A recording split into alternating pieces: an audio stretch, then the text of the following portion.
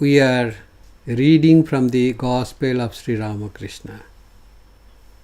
The date of events and conversations is March 11th, 1883. This is our online class number 51 on this holy book. In our last class, we read that a devotee, Kedar by name, was discussing the significance of the holy Om with another devotee. Sri Ramakrishna was listening. The devotee said to Kedar, "This eternal word, the Anahata Sabda, is ever present both within and without." Then Sri Ramakrishna said, "But the word is not enough. There must be something indicated by the word. Can your name alone make me happy?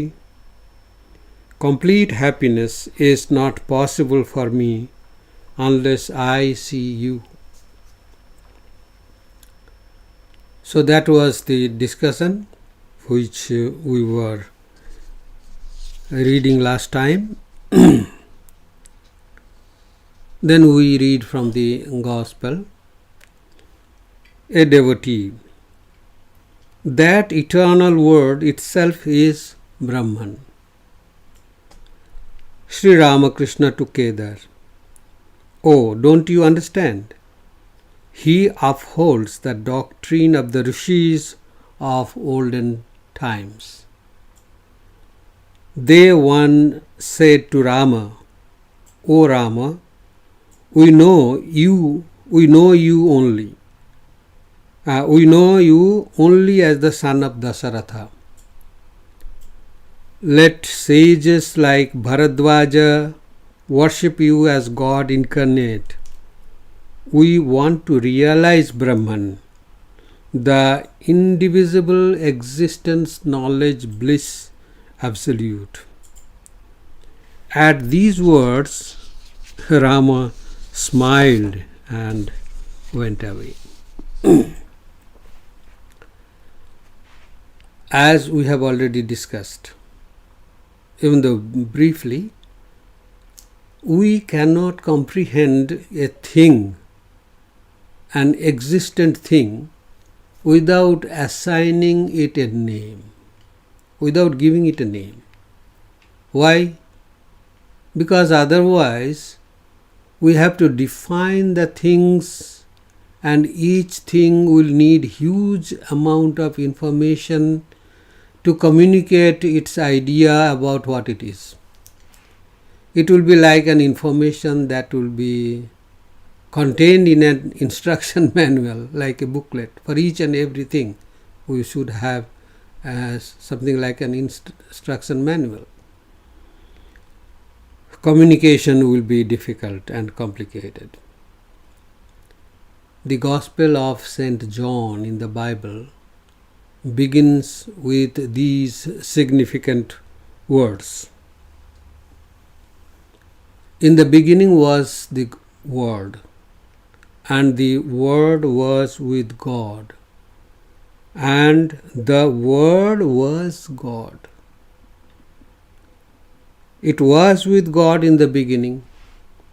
All things were made by Him, by God, and without Him was not anything made that was made.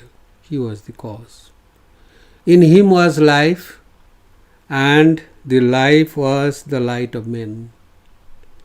And the light shineth in darkness, and the darkness comprehend it not.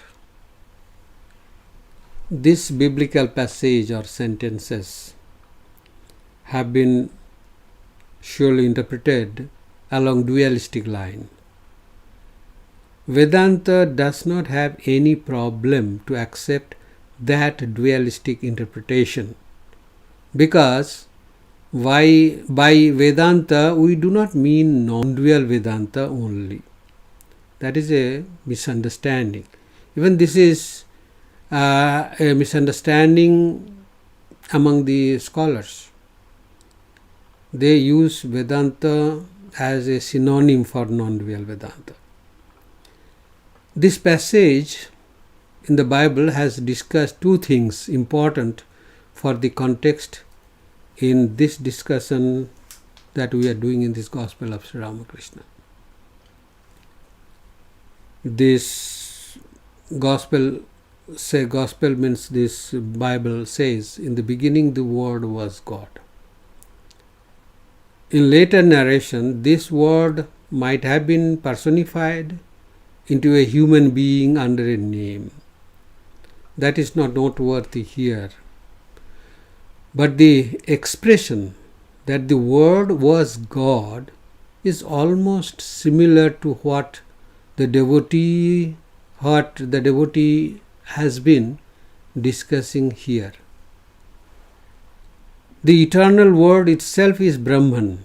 That's what the devotee said together. As Sri Sri Thakur has said elsewhere, Nam Nami Abhed. The name and the thing so named are one and the same thing. Hence the Om is called Shabda Brahman, word Brahman, the name of Brahman. The name of Brahman. Earlier I gave this example. When we say, this is sugar, we mean that the thing in front of me now and the word sugar are one and the same. Hence, this word will have to be there as long as the real thing called sugar is there. This is the meaning of the word eternal. But if the thing sugar itself is not eternal, which it is surely not, then how is the name going to be eternal? This is the confusion. Hence, the connection between the name and the thing so named is not eternal, except about one thing. Even suppose the name Chennai in India and the name Madras. Chennai used to be called as Madras earlier. Now the words changed. Hence the name and the place with all its descriptions, which is called Chennai, can change. But the denoting word Brahman and the ultimate reality have eternal relation. Hence this word can be the eternal aid or support for realizing Brahman. Eternal support. Om is the shortened form of the word Brahman itself. Brahman word and the name Brahman have to be there as long as the reality called Brahman is there. That is eternal relation, because Brahman is eternal. Om has the same relation because it is also the name of Brahman. Hence the Katha Upanishad says, Etad alambanam shreshtham, etad alambanam param. Etad means this Om is, alambanam, the support or aid, which is shreshtham, the best, and param, the only or the highest support to realize our own Brahmanhood. Except for Om, there is no other word and thing relation which is eternal. Om and Brahman relation is eternal because Brahman is eternal. And there is no other thing which can be called eternal. There cannot be two infinities, two realities like that. The second point that has been said in the biblical passage is In him was life, and the life was the light of men, and the light shineth in darkness, and the darkness comprehend it not. The same idea has been expressed by Vedanta in both dualistic and non-dualistic terms. First, the dualistic expressions are fascinating. There is a song in Bengali language about the real nature of Mother Kali, the black complexion goddess in the Tantra school of Hindu theology. Sri Sri Thakur was a devotee of Mother Kali, and he used to sing this song repeatedly. Whenever he would find an opportunity, he would sing the song. This is so poetic. You might have heard this song, Nibida Adhare Mator Chamokeo Ruparasi, etc. O Divine Mother, it is in blinding darkness that your boundless beauty truly manifests like flashes. The Purusha Shuktam occurring in the Taittiriya Aranyaka also alludes to such an expression, saying, Nilato yada madhyasthad vidyullekhe bhaswara. The existent reality or existence reality shines forth like the brightness of a streak of lightning against a dark rain cloud. See the poetic expression. And number 2, the non-dualistic interpretations are equally fascinating. The Nasadya Suktam in the Rig Veda is the oldest hymn which is about the creation. Almost 10,000 years ago, the Vedic sages discovered the secret about creation and tried to rationalize it in this unique poetic expression. There are at least 3 nice translations of this hymn by great scholars and philosophers. I have chosen the one which is done by the great British historian A. L. Basham in his book The Wonder That Was India. It is simple, authentic, and also poetic. Not much is lost in translation, I think. I would love to read this whole poem of creation. It is so fascinating. The Sanskrit poem begins with negative expressions, denying any attempt by humans at limiting the creation and the truth beyond it. Our human knowledge and our imagination cannot do justice to the grandeur and extent of the creation. What to speak of defining the Creator. You must have heard about this poem. Let us read it. The ideas about creation narrated here are so similar to those guessed to be true by modern science. The poem goes like this. Na sadasit, na sadasit tadanim, like that. So the Sanskrit language here, though very old, is so rich in expressing unknown and cryptic ideas to the lay readers. I will read it in English version. Then the non-existence was not there, nor existence. There was no air then, nor the space beyond it. What covered it? Where was it? In whose keeping? Was there then cosmic fluid in depths unfathomed?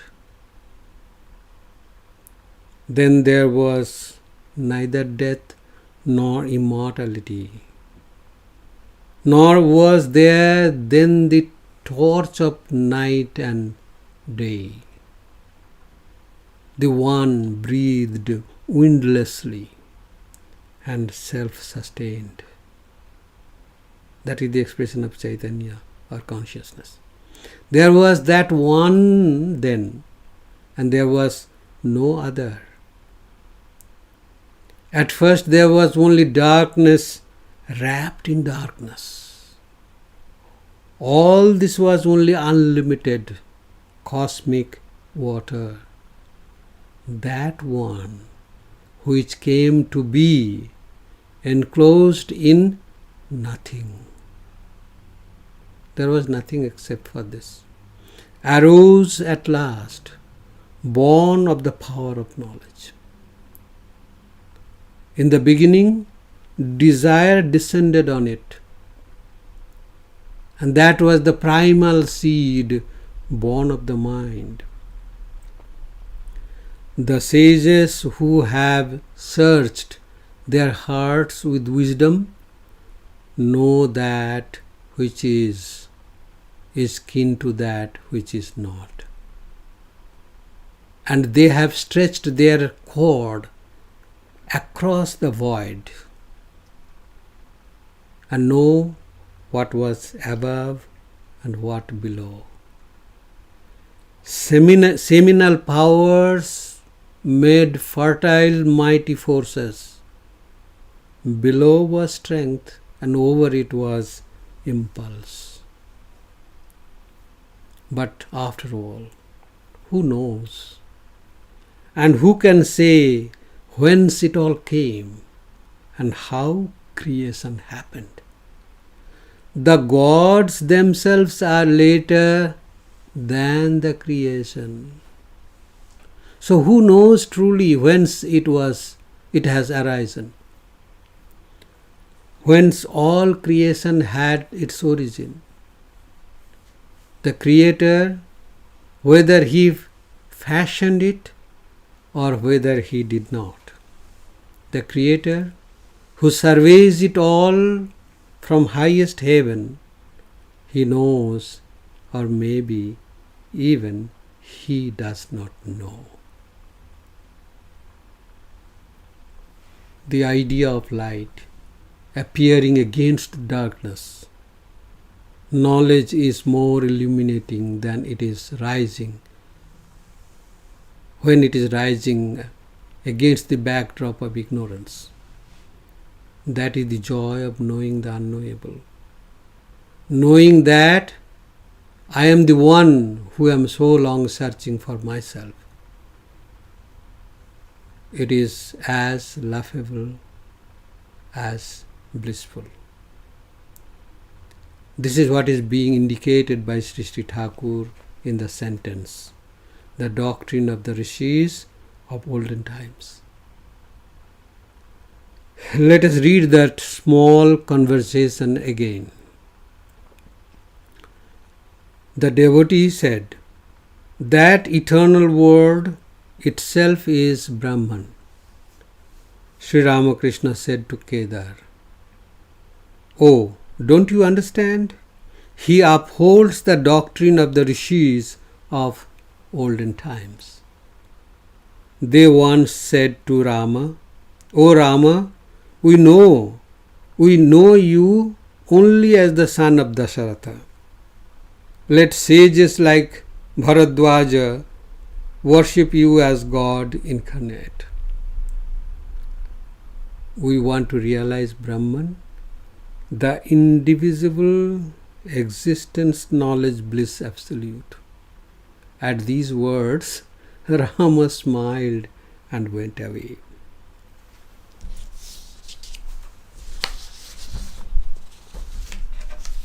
This is the doctrine of the sages of the olden times. O Rama, we know you only as the son of Dasharatha. There is no divinity, or you are not divine incarnation. Let sages like Bharadwaja worship you as God incarnate. We want to realize Brahman, the indivisible existence, knowledge, bliss, absolute. Then Sri Sri Thakur made the comment that Sri Rama himself did not react to such conclusion of the sages. He gave a meaningful smile and went away. As you know, Sri Sri Thakur's own guru, Totapuriji, he was the guru of non-dual Vedanta. So he did not accept the concept of duality in the one reality. Sri Sri Thakur must have wished that Puriji's one-sided view of the truth should be corrected.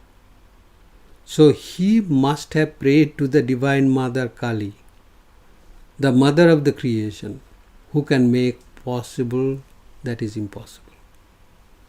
She acted behind the scene, as it were. One day Totapuri had stomach pain. The pain was so unbearable that it did not allow his mind to remain in the awareness of Brahman, the non-dual reality. He was much bothered by his body.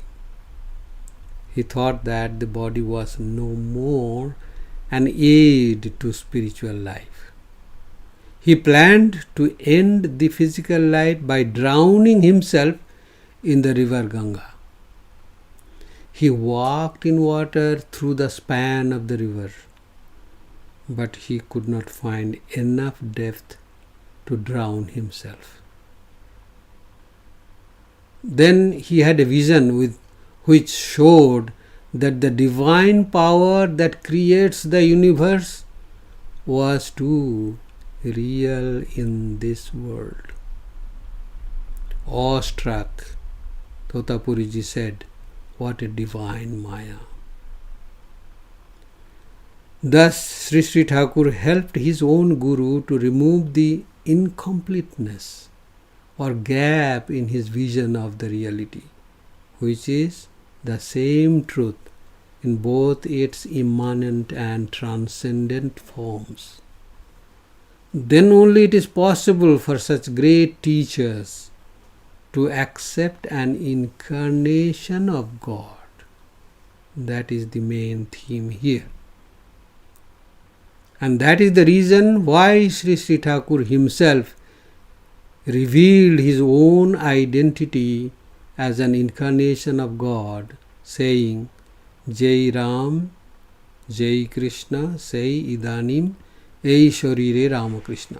He said to Swami Vivekananda, who was then known as young Naren, "You see, he who was Rama and Krishna is now Ramakrishna in this body." Then he added a further interpretation, saying, "But from the point of view of your non-dual Vedanta, this may not be explained." That is the technicality of Advaita Vedanta. Sri Sri Thakur was aware of that concept of Vedanta philosophy. Hence, this additional rejoinder or explanation. Now let us read the next conversation. It is so interesting and also amusing. Kedar. Those Rishis could not recognize Rama as an incarnation of God. They must have been fools. So, Sri Ramakrishna, seriously, please don't say such a thing. People worship God according to their tastes and temperaments. The mother cooks the same fish differently for her children, that each one can digest it. For those with weak stomachs, she prepares soup. Some again like fried fish or pickled fish. It depends on one's taste. Of course, taste and digestive capacity. So, see, the devotee Kedar was a devotee of God, a dualist. And he followed this path very seriously, very ardently. Hence, the conclusion of the sages irritated him. He reacted sharply, saying, "Those Rishis could not recognize Sri Rama as an incarnation of God. They must have been fools." The first sentence is very justifiable, that those sages did not recognize an incarnation of God. Kedar, a devotee as he was, is right. But Kedar's own conclusion that those sages were fools is a dogmatic view. This is how we become dogmatic about our own faith, and then its descendant of dogmatism, that is called fanaticism, seems justifiable to us. It corrodes our sense of moral justice and takes out a pound of flesh from our character, as it were. This is the sad and bloody history of religious bigotry and fanaticism throughout the world, and perpetrated by humans against humans. But Kedar spoke these words to none other than Sri Ramakrishna. Sri Ramakrishna is an incarnation of God. For him there is no separation between his own creation. So Sri Thakur objected. The Gospel records this reaction of Sri Ramakrishna this way. Sri Ramakrishna seriously, please don't say such a thing. People worship God according to their tastes and temperaments. For this explanation, Sri Thakur became serious. That is what the Gospel writes. Seriously, he objected to the view of Kedar. That is the second portion of the view. Please don't say such a thing. People worship God according to their tastes and temperaments.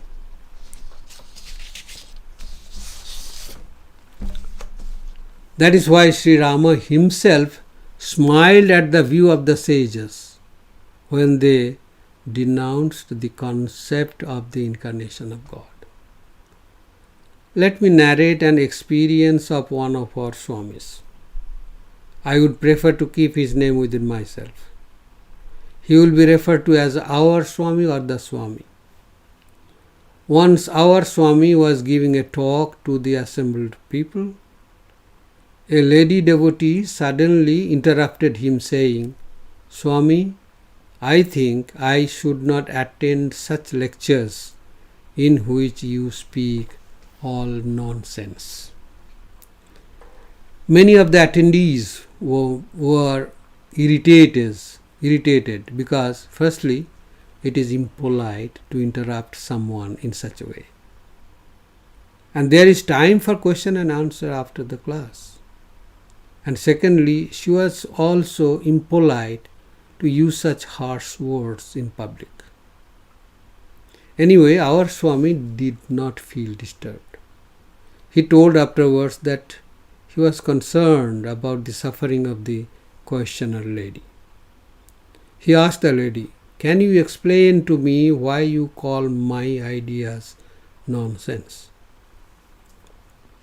Then it transpired that the lady was a staunch dualist, a devotee of God, but the Swami was discussing non-dual Vedanta, in which God is not the ultimate reality. This irritated the devotee mind in the lady. Interesting indeed.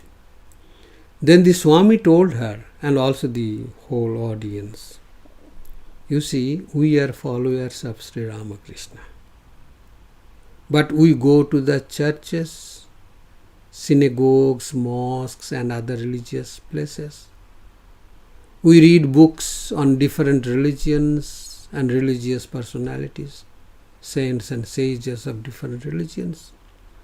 We do all these not to follow their paths, but to glean or collect inspiration to follow our own path with more enthusiasm and determination. We don't call those books or the ideas contained in those books nonsense. if you have chosen your dualistic path, if you have been sincerely following your own spiritual goal, then such conflicts will not arise at all.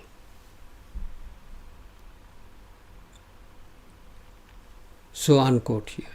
Hence, Sri Sri Thakur asked Kedar not to be dogmatic about his own faith.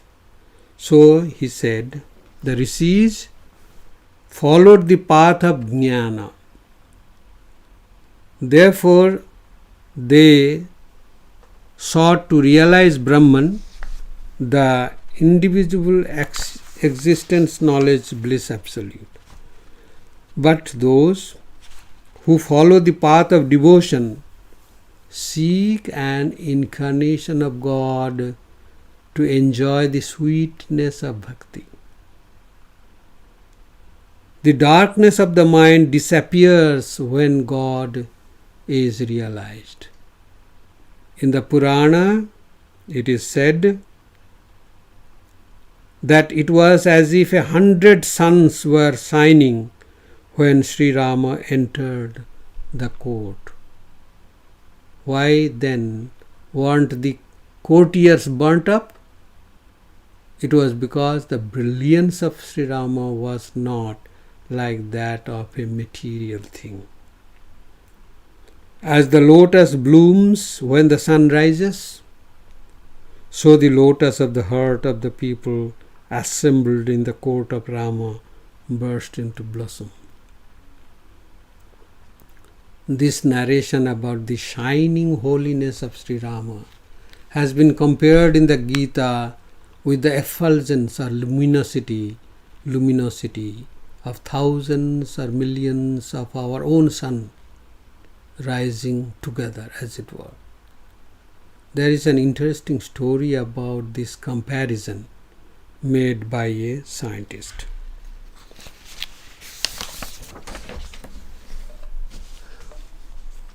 On 16th July, that was 1945, in a desert in the state of New Mexico, USA, the first ever atomic explosion in the world took place.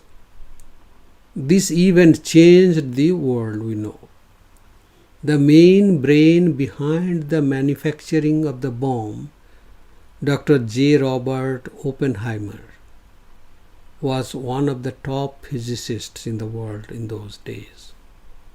He is also regarded as the father of the atom bomb.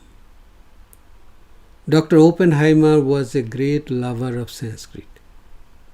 He had studied many Sanskrit books, including the Bhagavad Gita in original.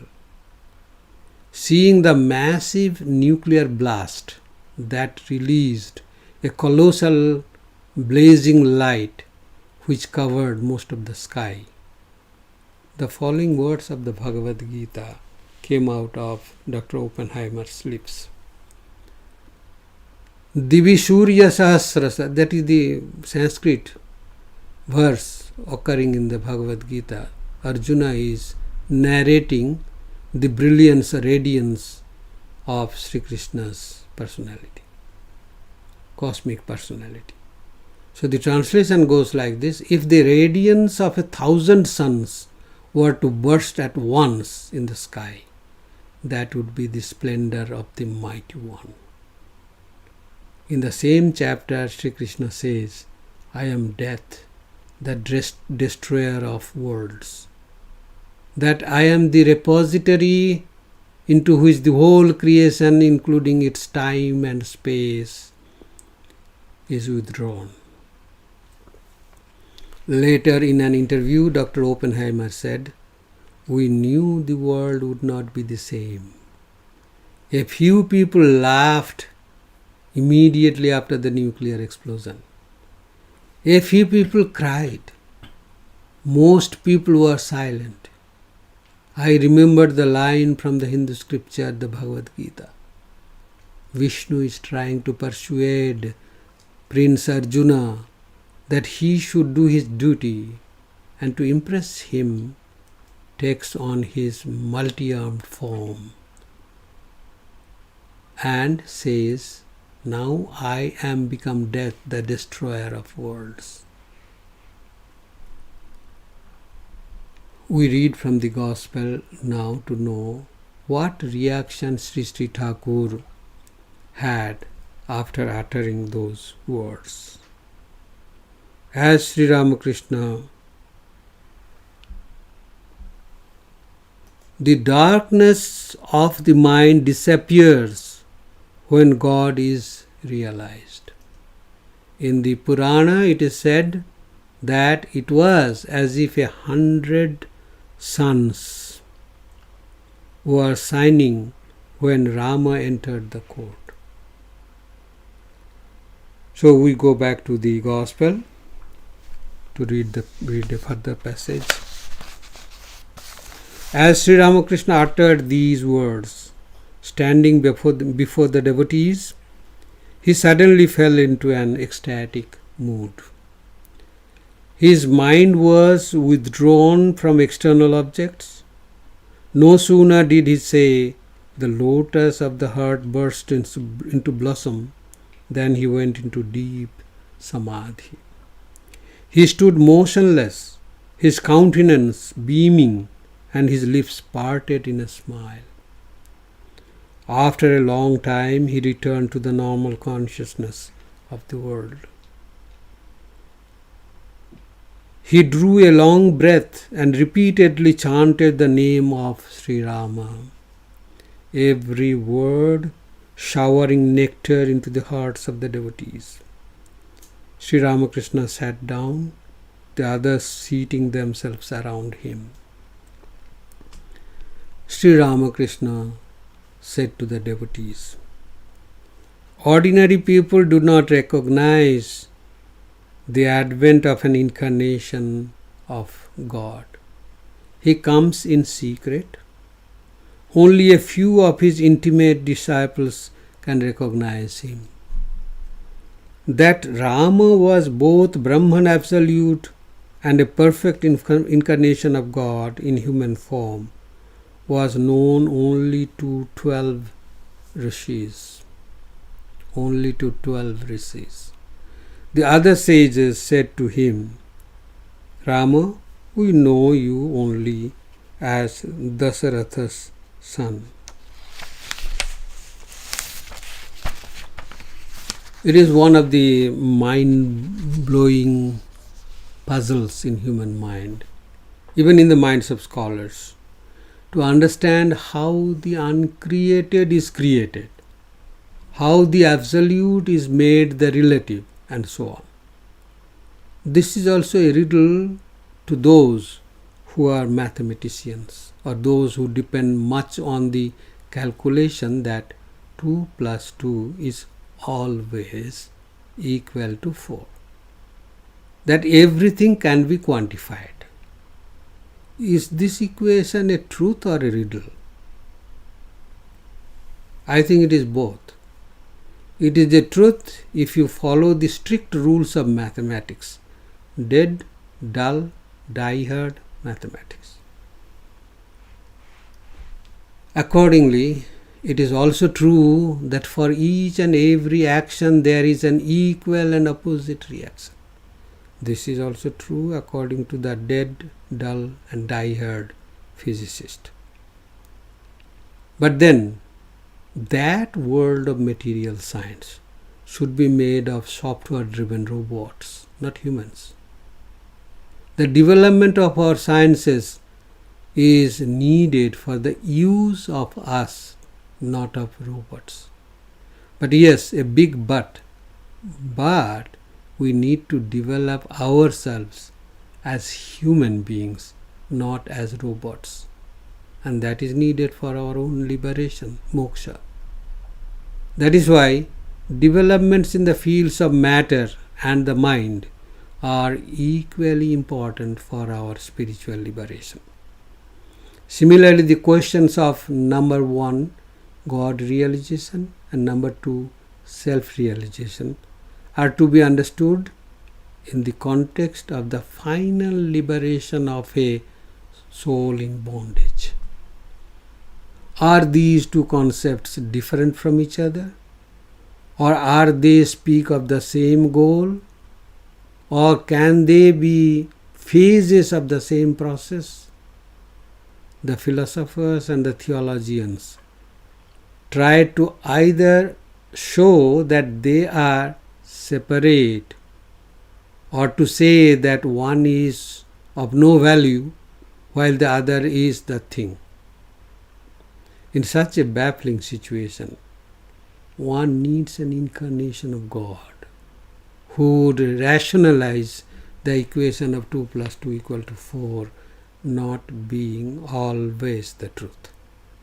The equation of 2 plus 2 being 4 is the truth of the material world, where each of these numbers is strictly defined and they have no freedom to cross or ignore the limits of their boundaries. But we are talking about a transcendental freedom which surely transcends the limits of our material limitations.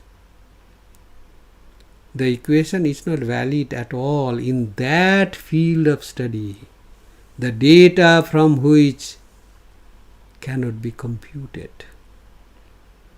That is why the Vaishnava scripture, Sri Bhakti Rasamrita Sindhu, quoted from the Mahabharata this verse which says, Achintya khalu ye bhava natam starkena yojayet.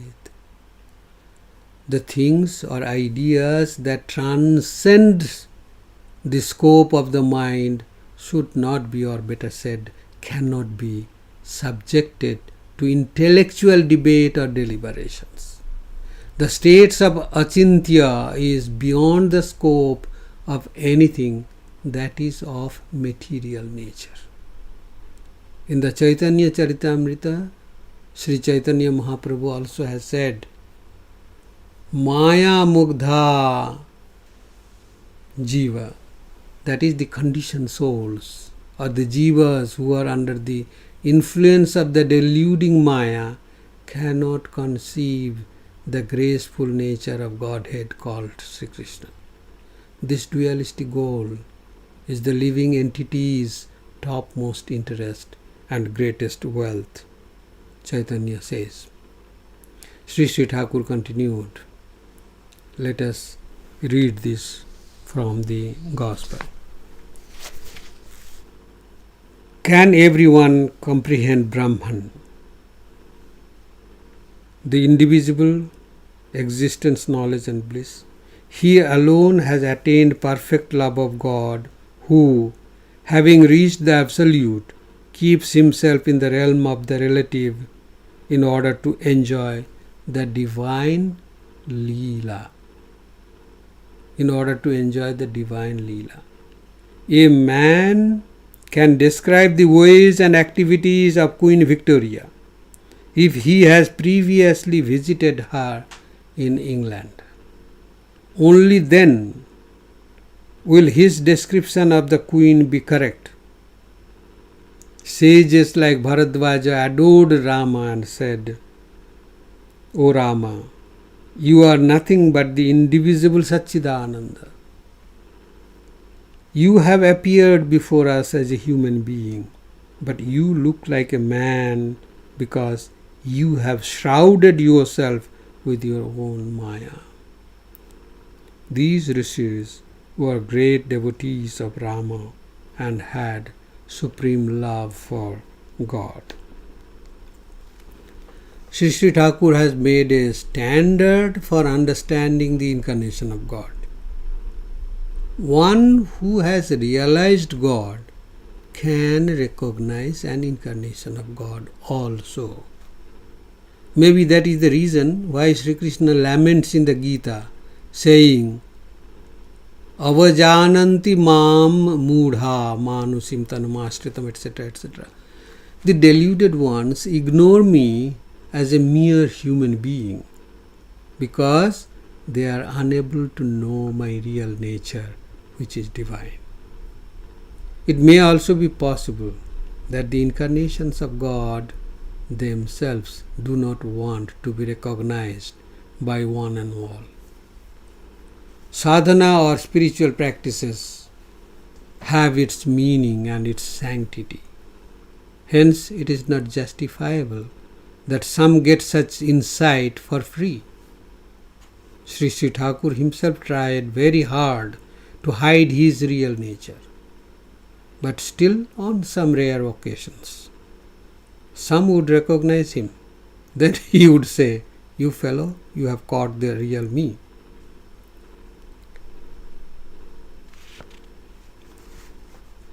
Presently some devotees, so this is the gospel continuing. Presently some devotees from Konnagar arrived, singing kirtan to the accompaniment of drums and cymbals. As they reached the northeast veranda of Sri Ramakrishna's room, Sri Ramakrishna joined in the music, dancing with them, intoxicated with divine joy. Now and then he went into samadhi, standing still as a statue. While he was in one of these states of divine unconsciousness, the devotees put garlands of jasmine around his neck. The enchanting form of Sri Ramakrishna reminded the devotees of Chaitanya, another incarnation of God. Sri Ramakrishna passed alternately through three moods of divine consciousness, or three modes of divine consciousness. The inmost, when he completely lost all knowledge of the outer world. The semi-conscious, when he danced with the devotees in an ecstasy of love, and the conscious, when he joined them in loud singing. It was indeed a sight for the gods to see Sri Ramakrishna standing motionless in samadhi, with fragrant garlands hanging from his neck, his countenance beaming with love, and the devotees singing and dancing around him. The Gospel records three modes of our consciousness: conscious, semi-conscious, and superconscious. Generally, we, the mere mortals as we are, would translate the state of superconsciousness as unconscious state. Somebody becomes unconscious in samadhi. That's what we understand by samadhi. Yes, when Sri Ramakrishna or any spiritual aspirant would go into samadhi, then for all so-called practical purposes, she or he would appear as unconscious. But that is a state that is beyond our conscious and semi-conscious states. That is a state of superconsciousness. That is the state of Chaitanya. That is what is known as Chaitanya. Similarly, there are levels of our progress in spiritual life. There are three levels of looking at our own life. You might be familiar with the book Many Lives and Many Masters. This book deals with our previous lives. There are several such books dealing with our life after death. There is a story of a spiritual person, of course not in this book. From his childhood, this our man very carefully practiced to avoid human love. He had his own uneasy experiences about worldly love. So he turned to be a devotee of God and reoriented his own love. One version is called love of God and the other love of others in the world. In his childhood, this our man had dreamt about his past life twice. The dreams were almost similar dreams. Then he grew up to be a senior person, adult and senior person. At an advanced age, after many years of the initial dreams, he again dreamed the same dream about his previous birth. The latest dream of his had a new person added to it. He instantly knew that that new person was very close to him in his previous life. After a few days, he was somehow introduced to a person by his friend. They did not know each other before.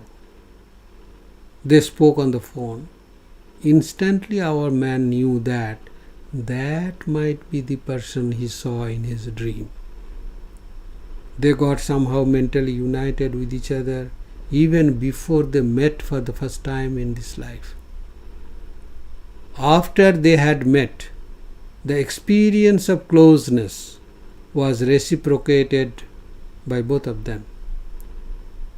The fact is that such experience of closeness with a complete stranger might have happened many times in our lives also. This fact proves a truth that they knew each other not from this life, but from their previous life. Hence, the relation of closeness in this life is not derived from any considerations or events from this present life, but it is a relation between two subtle bodies, the transmigrating jivas who met again in a different birth. Now this our man discovered two things. That he found one of his very close persons from previous life, and that for the first time he has experienced what the effect of a love which is not contaminated by any considerations of this present life. That love, how it is. Love got a new dimension, and this life on earth discovered a new relation. A relation between two transmigrating jivas. Not two persons, but two transmigrating jivas. Anyway, let us move to the book for further reading. When it was time for his noon meal, Sri Ramakrishna put on a new yellow cloth and sat on the small couch. His golden complexion, blending with his yellow cloth, enchanted the eyes of the devotees. After his meal, Sri Ramakrishna rested a little on the small couch. Inside and outside his room crowded the devotees, among them Kedar, Suresh, Ram, Manamohan, Girindra, Rakhal, Rakhal's father was also present. A Vaishnava Goswami was seated in the room. The master said to him, "Well, what do you say? What is the way?" Goswami: "Sir, the chanting of God's name is enough. The scriptures emphasize the sanctity of God's name for the Kali Yuga."